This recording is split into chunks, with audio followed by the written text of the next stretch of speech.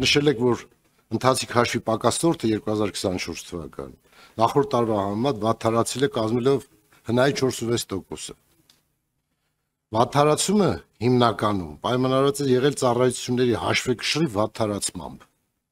ինչպես նաև սկզբնական եկամուտների բացասական հաշվեկշռի խորացմամբ։ Խնդրում եմ ավելի բացեք այս բացվածքը եւ 25 թվականին մենք նախատեսում ենք, որ ավելի կվատթարանա, կդառնա 5.4%, փաստորեն,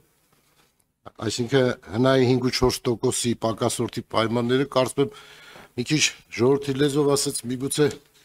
վերմակը մեր ոտերի գյորը էլի կարենք, մի քիչ տենց աճացնենք, ինչքանով ենք ճիշտ համարում դա դինամիկան, խնդրում եմ այդ հարցերը պարզաբանեք։ Աճացնելու դինամիկան։ Պակասուրդը հնայի 4.6%-ն է, հիմա արդեն 26 թվին 5.4% է դառնալու։ Այսինքն պակասուրդի դինամիկ աճը ինչքանով է ճիշտ, որ մենք այդ ուղղությամբ ենք գնում եւ փոխանակ նվազեցնենք 26-ին էլ ավելի աճելու պակասուրդը։ Ինչ պիտի մտածենք, որ դա չլինի, էլի։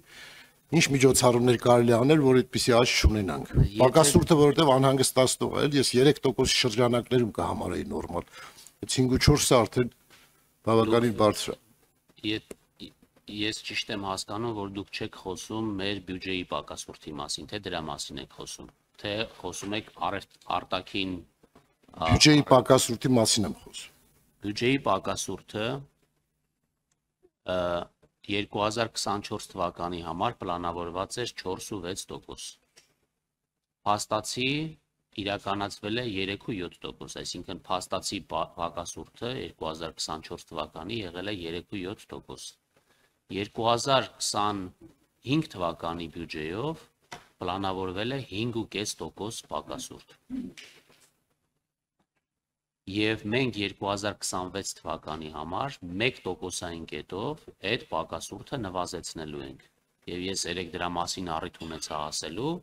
որ միջնաժամկետ հատվածում պակասուրդի մակարդակը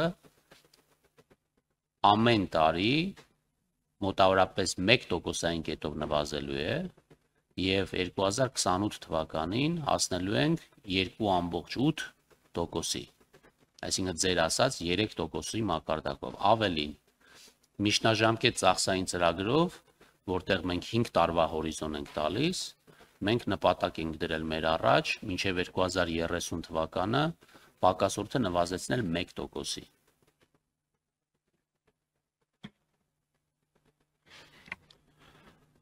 Այն ինչ որ նախատեսում ենք հրաշալի է, որ մենք որոշել ենք, որ դառնա 2.8, շատ լավ է։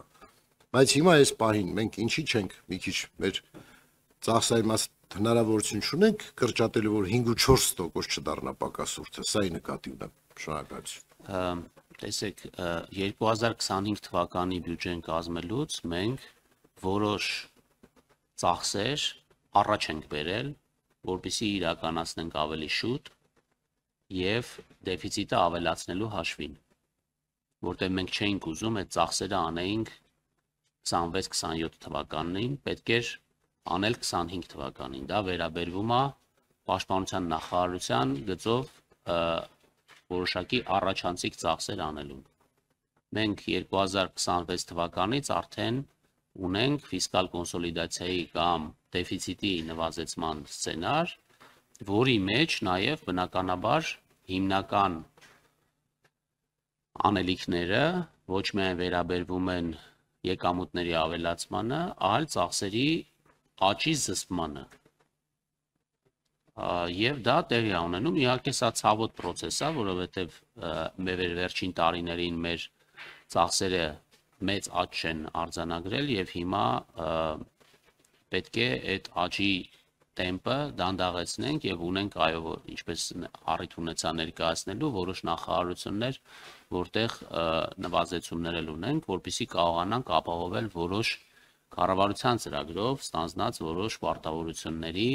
պատշաճ կատարումը, օրինակ առողջապահության համընդհանուր ապահովագրություն